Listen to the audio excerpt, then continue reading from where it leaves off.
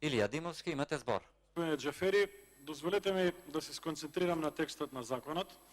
Јас сум подолго време во собранието, претходно сум бил дел од одредени невладини организации кои што функционирале на младинската сцена, сум бил дел од подмладокот на ВМРО ДПМН во еден период и подпредседател на подмладокот на ВМРО ДПМН. Мене текстот на овој закон ми е познат. Тие што подолго се занимаваат со политика, со младинска политика во Македонија, веројатно можат да го препознаат овој текст. Овој текст е стара идеја, нешто 20 на години, уште кога имаше наследници на оние социјалистички сојузи на млади во Република Македонија и одредени локални младински совети, како наследници на бившиот социјалистички сојуз на работниот народ и така натака. За жал, мислам дека веројатно ќе бидеме единствен пратеник во собранието, можеби уште некој ќе се придружи после мојот говор, можеби не. Овој закон е копиран од тоа време. Ова е класичен модел на социјалистичко организирање на младинските организации, по принцип во кој што немате плурализам, немате надпревар, немате конкурентност, туку градите пирамида од младински организации и ги учите младите на цврста хиерархија која што треба да ја почитуваат, наместо да ги учите на конкурентност и надпревар. Зошто? Заради тоа што во овој закон, господине Џафери, почитувани колеги, све што можете да прочитате и да најдете, не е права за младите, не е концепти за образование, не е информатика да научат, јазик да научат, спортски сади, тоа го нема, да расчистим. Ништо од тоа нема во овој закон.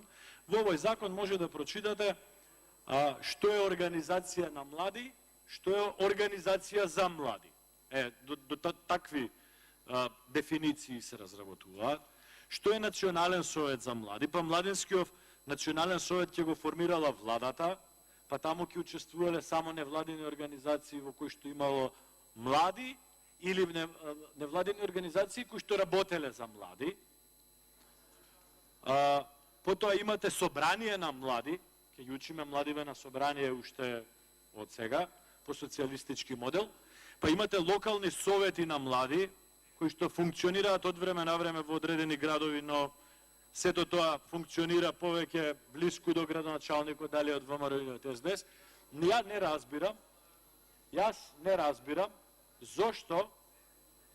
не разбирам зошто има потреба да ги обврзуваме младинскиве невладини организации со закон да формираат национален совет за млади, а не врз закон на здруженија за граѓани и фондации, со кои што оние имаат слободата сами да се организираат.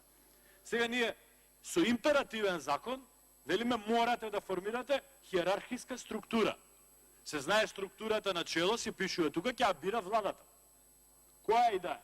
Ваков закон во процедура во собрание имаше и пред 6-7 години. Тогаш пратеничката група на ВМРО ДПМН одби да го стави овој закон на гласање и не ни дојде на дневен ред да се гласа, заради тоа што ова е класичен модел на утупување на конкурентноста во младинското организирање. Класичен модел. Јас ова сум го мислел и во моменти кога сум бил дел од младинско организирање, било како дел од подмладокна партија, било како дел од одредени владини организации, го мислам и денеска. Сум се залагал против овој закон кога предлагач била владата предводена од ВМРО, че законот бил предложен од влада на ВМРО, сум се залагал против овој закон и сум издействувал во собранието овој закон да не помине. Односно, владата го повлече кога виде дека има аргументи спротивни на потребата од донесување на ваков закон. Ние сега да разработуваме тука како млади луѓе од 17, 18, 19 години императивно ќе мораат да формираат национален совет, чиј врв ќе го бира владата, и тоа ќе ни го представуваат како некаква хиерархија за млади луѓе. Ова е спротивно од времето. Ова врска нема со либералните вредности на организирање кои што треба да бидат темел на нашето општество. Ова всушност е спротивно на законот за здруженија на граѓани и фондации, каде што личната волја е императив за здружување на граѓаните и на невладините организации. И со тој закон е дозволено невладините организации да се спојуваат, да формираат коалиции, унии и така натак и така натак. Сега разликата е во тоа што таму е слободна волја, како што личи, како што Уставот предвидува дека е слободна волја на здружување, ама ние со овој закон сега наметнуваме императив дека мора. Извинете, јас сум се родил во Југославија, не сум ја доживеал Југославија. Јас сум имал 10 години, може би дел од вас ќе ме разберете погрешно од тој аспект, од аспект на начинот на кој што функционирале работите, ама ова е спротивно на патеката по која што треба да одиме во филозофија, во постулат на работата. Вие не можете императивно да наметнувате, вие мора да се здружите како синдикат во фабрика, вие мора да имате работнички совет, вие мора да имате здружение на ова, здружение. Не. Таму каде што одиме и кај што велиме сите дека сакаме да одиме, ова е прашање на слободна волја.